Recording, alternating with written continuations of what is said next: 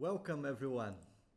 I'm here for another episode of Changing the Game today with Raby Gueye. So a very good friend of mine, a friend that I just made 6 weeks ago. So we have been through a program here at Stanford University. And she was very kind to accept my invitation to talk with us at Changing the Game. Welcome to the show. Welcome. Thank you for having me. Super excited to have this conversation with you. Very good.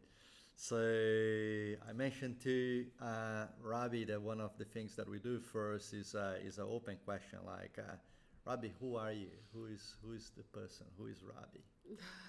Raby, who is she? I'm many things. I am the CEO of a nonprofit in Senegal called Teach for Senegal. I am an educator. I am an entrepreneur, a mother. Most recently became a mother, a wife, and a daughter. Yeah. Very good. Yeah. That's a great introduction. Teach for Senegal. So I guess we're gonna end up talking about that. But tell me a little bit more from your upbringing, where you grew up, and how was your childhood, and etc. Yeah, so my childhood is a bit of, I started in Senegal, in northern Senegal, a place called Podor. And living in Podor was amazing. I grew up in a large family, a large Fulani family. That's the tribe that I belong to. Grew up in a farming community. I was a very curious, adventurous kid, loved being outdoors. So I lived in Podor for until I was 7 years old. But then there became a border dispute between the neighboring country of Mauritania, which led my family and I to move to the U.S. And that's where we began our life as refugees in the U.S. in Phoenix, Arizona, at the age of 7. So, yeah. Okay. Nice. Good. So nice. Nice to be talking with you. So, the combination of your career to the point where you are now is to work for a non-for-profit. Yeah. Back in Africa. So, how that happened? What led to that? Yeah. So I operate from a place of purpose. I think at a very early age, my parents instilled in us the need to serve others, especially those in your community. Like, you can do well, but you should also bring your community along with you. So that's kind of the lens of the way I approach life. But I, ended up going to school in the U.S., did all my studies here. I studied at Arizona State University. I thought I wanted to be a lawyer just because of my experience in being refugee. And so I wanted to do like human rights law and, thought I could tackle issues of inequity that way. But I started to focus more on the nonprofit side when I became a teacher after I graduated at Arizona State. I was teaching in South Phoenix, which is a very rough area. And I started to look at how I can serve at the grassroots level because that's where I thought more impact could be made in terms of inequity and just justice. So I think becoming a teacher and also just my life experiences of being a refugee, growing up with an illiterate mother, led me to do more nonprofit work. Yeah. So that story. So I was going to ask, what made you, how was the decision to choose a university or a course? So you did mention that you choose to do law, and was connected to that sort of, doing human rights law, connected to my upbringing and etc. So was that an easy decision? So you always knew what you wanted to do? No, I grew up with a lot of siblings, and they would always say that I was like very argumentative, and like I was a fighter. Like anytime and I also questioned rules a lot, and so they would be like, "Oh, you'd be great in law," and so I just thought law, my desire for justice. I'm like, surely if I wanted to like make an impact, maybe law policy is the way to go. So a little bit of just like what people would say about me, and also just like what I was passionate about. I thought law would be, and also I just thought lawyers were amazing. Very nice. So yeah, that's what led me to do law. But then you mentioned that you finished school of law and went to teach. Yeah. So did you practice law at all? No, so I actually studied, like I was in the political science major and global studies major in undergrad. And so I applied to law schools and was considering going to law school. But it was my experience in that time of going to law school and teaching that kind of changed my trajectory and made me shift to nonprofit. Because part of my undergrad, I had to study abroad. So I did some stuff in India where I taught in the slums, and then I also had to go back to Senegal, and I had to work with rural communities in Senegal. So it was my first time going back in over like 20 years. So these experiences led me to focus more on education.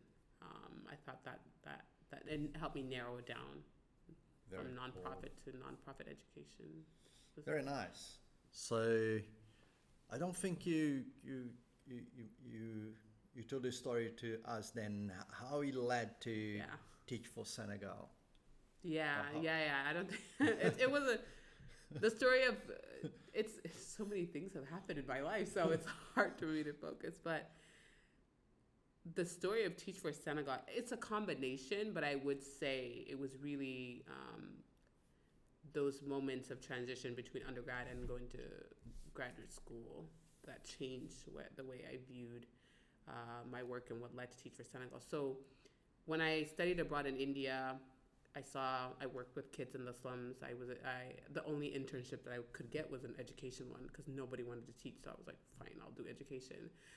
And that was the same in Senegal too when I applied to do internships. So everything just focused on education. And so doing that, and really being with people who are just coming from the most impoverished communities, I realized development or change really has to happen more at the educational level. And so that's where I started to focus on education. I became a teacher. I applied for Teacher America, and my impact in the classroom led me to create a similar model called Teach for Senegal, and then I kind of ran with that idea.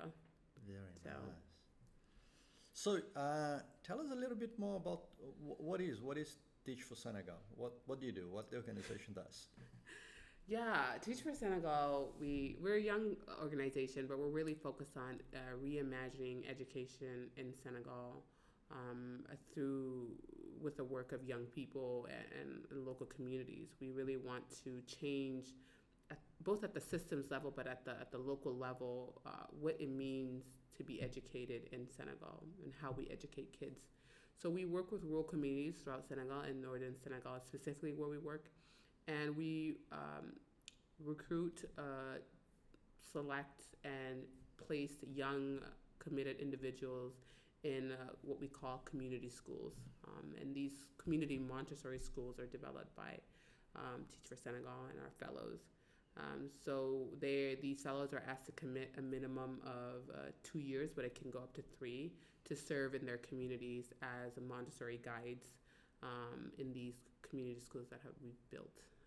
Cool. So you mentioned about Montessori. So and I remember that I saw you speaking before. I remember you mentioned that. Was there a particular reason why you choose a education model of Montessori and Yeah, so when I started Teach for Senegal, and when I looked at the educational system in Senegal, it's a colonial one. It's a French system, really not meant to produce critical thinkers, entrepreneurs, all those skill sets that are needed in everyday life. It wasn't created to do that. It was a system to maintain control. So I knew that I could not just recruit, select, and train teachers to work in that same system. That would just kind of perpetuate that system of inequity. So I wanted to figure out what is an indigenous model what is a model that is indigenous to Senegalese African people? Because the way we view children is very sacred, and we view them as independent creatures who are capable of, dictating what their own learning. And so Montessori education was a methodology that is well renowned that was mimicked a lot of indigenous African beliefs, and so we decided to do a Montessori methodology, a contextualized one, because that's what we view as education in our communities. So very nice. So I never been in Senegal, so I never been mainland Africa. By the way, so it's a place that I would love to go. you have to come to Senegal. Yeah, a place I would love to go. And for the reasons of life, so I might have that sort of bias view of what it looks like. So, can you give me a flavor of who are the kids, or what are the conditions, and how they live, so you can kind of try to picture that? Yeah, no, I agree. I think Africa has always been seen as a dark continent, and the only times you do see of it is either very glamorous or very poor. So I could totally understand why. The communities or in the context of Senegal, we're a civilized country. We've never had a civil war. Very peaceful people. But we are a fairly young nation. We gained independence in 1960, so we still have a lot of growth to do in terms of development. But there is a lot of international interference, or we don't have the greatest politicians and all of that stuff that undermine the development of our country. But in terms of the young people, we have a fairly young population. I think 60% of our population is under the age of 25. And we're about 17 million. Wow. Africa's population in general is fairly young. I believe, if I correctly, 60% is under the age of 35 in Africa. And so we are a fairly young country with the spirit of development, the spirit of creativity, and the need to we want to step out of those stereotypes. There's so much about our culture, our languages that is so rich, that I feel like the outside world does not see because Africa. Absolutely. I confess that I'm a bit ignorant, so I'm ashamed. So I don't know how familiar you are, but Brazil has a very strong influence of Senegal. Really? Unfortunately, the initial immigration to Brazil wasn't for the right reasons. Yeah. So, but with the time, the African black people cause a very strong influence in the Brazilian culture. It's in the dance, in the food. Yes. It's everywhere. So it's a place that you can feel that very well. So, tell me one thing. So. Just out of curiosity, so you're changing the game. So the reason why we started is because the name is about the people that are changing the game. And I changed the game with the eyes of a little bit of adversity. So people that, you would expect the changes to come from people potentially like me, like you. Yeah. So, and eventually we try to do the best we can and influence that. So when we talk about why we're doing it, we talk about diversity, we talk about innovation, we talk about education. So it's pretty funny that that's what you're doing. Yeah. And we met here at Stanford, right? So 6 weeks big ago. privilege, big privilege, I guess. So what took you here? Yeah. What brought me to Stanford? A lot of reasons. One of the reasons was, I had launched Teach for Senegal at a very young age.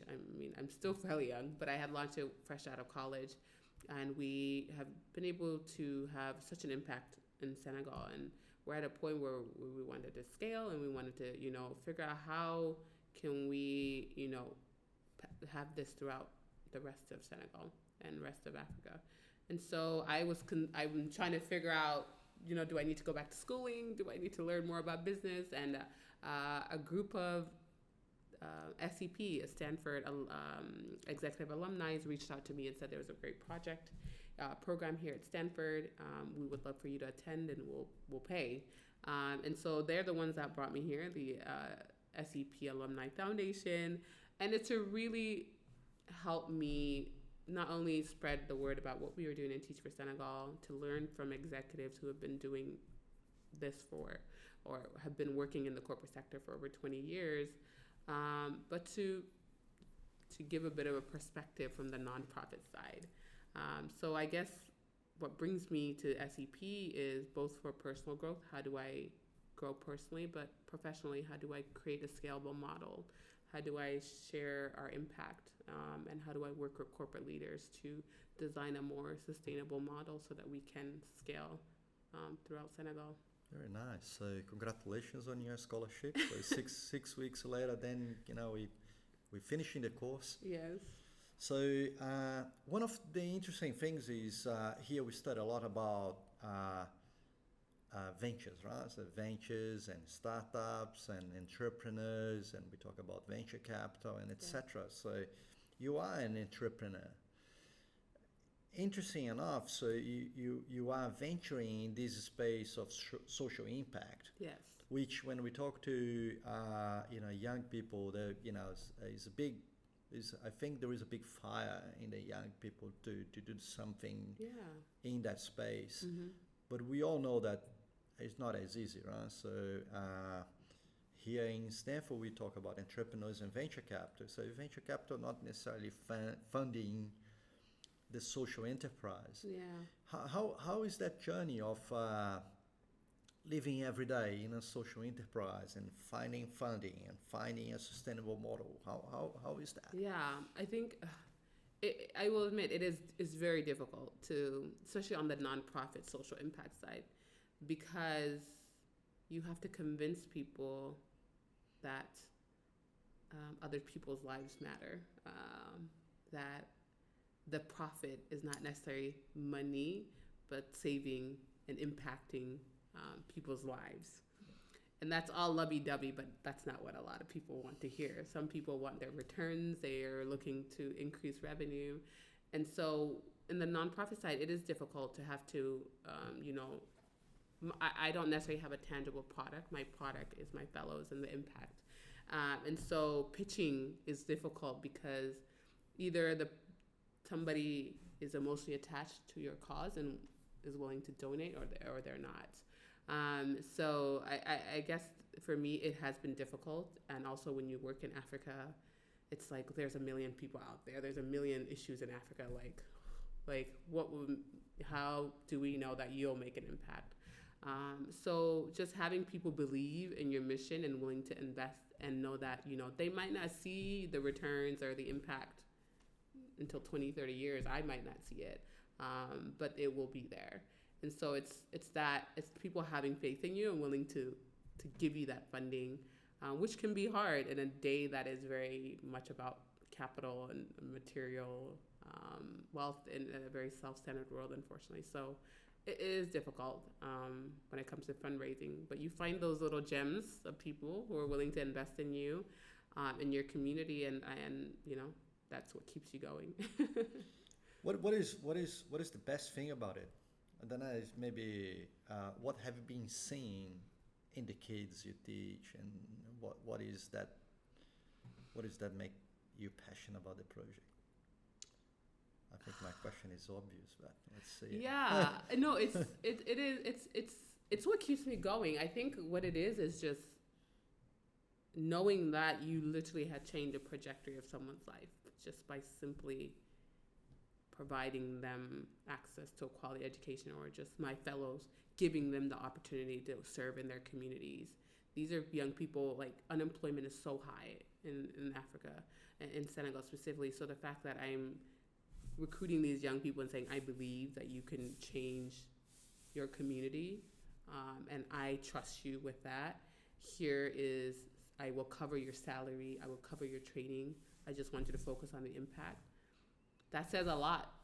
And that for people who have been forgotten and who go day to day trying to figure out how will they make ends meet. And so just that little impact, it's a lot. And it's what keeps me going. And So it's interesting when maybe we can have a question more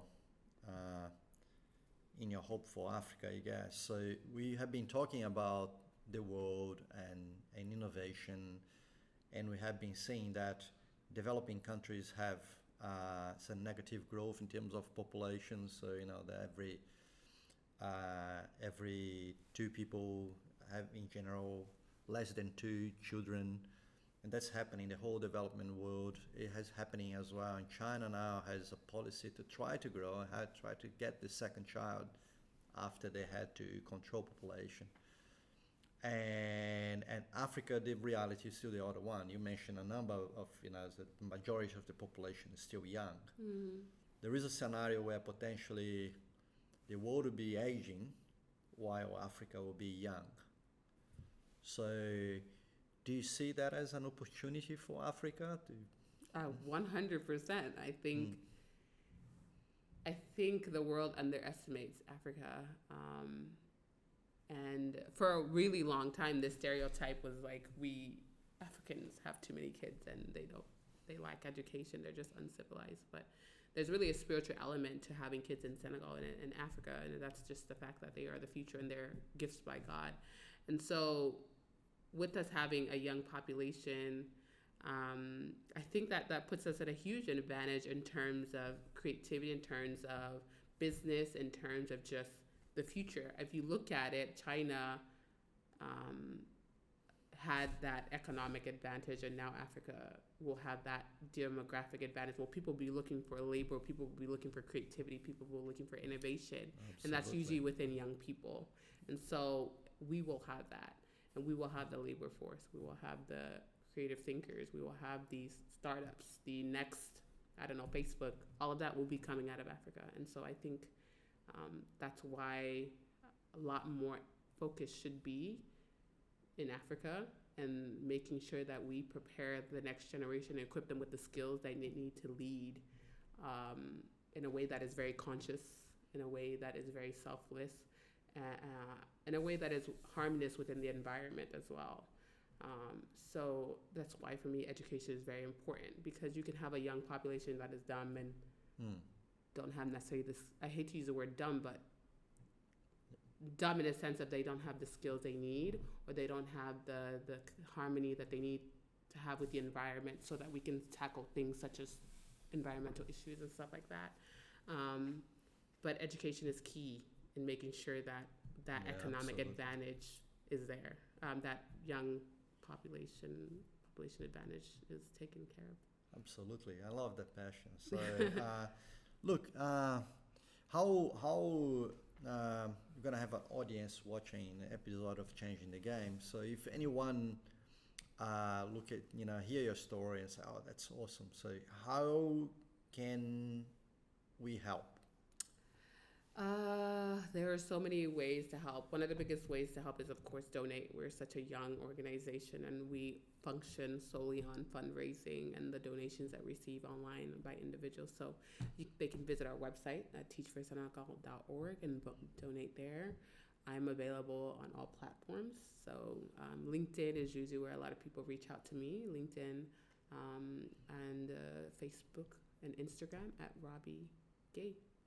So people always shoot me messages asking how they can help. We enjoy consulting. Since we're such a small organization, any support that we can get in terms of consulting, advising is always much appreciated as well. Very nice. Tim, have you had time to reflect on the 6 weeks we had here at school, and you going back to normal life? And what do you think is gonna, your first 100 days back to work? Yeah, I definitely still need to process a lot that has happened here.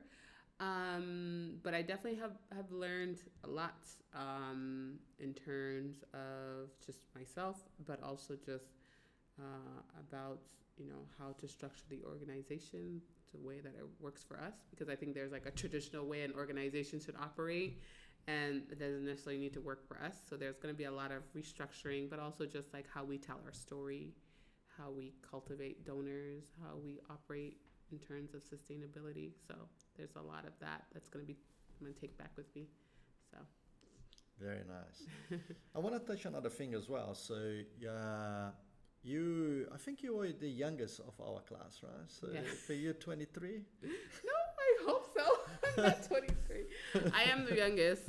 It is an executive program, and I am 29. I'm the youngest here. Oh, man, that's beautiful. So, and of course, we got, to get in the class, we got to be friends and etc. And I know you have a young daughter, right? Yes, 6 months old. So you have been with her around. So how is that thing about how, the whole thing about, women at work and the whole diversity, inclusion sort of conversation that's relevant.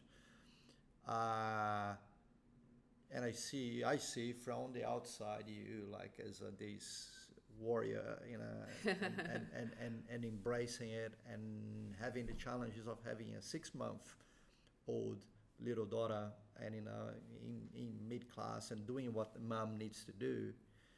So how do you think that impacts you and how you see that? Yeah, so before I answer, I just want to say one of our core values at Teach for Senegal is come as you are.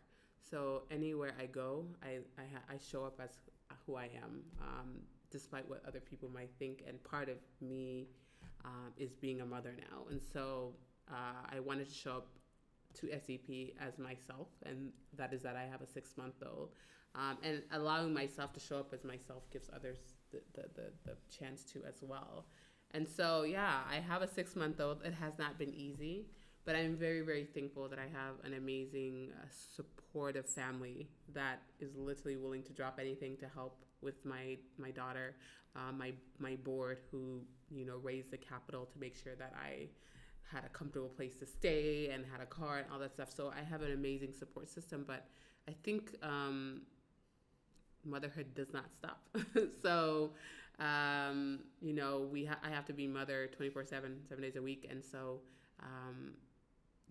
as leaders, I think we need to take that into consideration. So I create a structure that works for me, and it might not work for other people, and they might not like it, but it works for me and allows me to be a mother that is present. And so sometimes I have to leave class 10 minutes early so I can go, take care of her. And sometimes I have to skip class, but it does not mean that I don't value or appreciate this program. It's just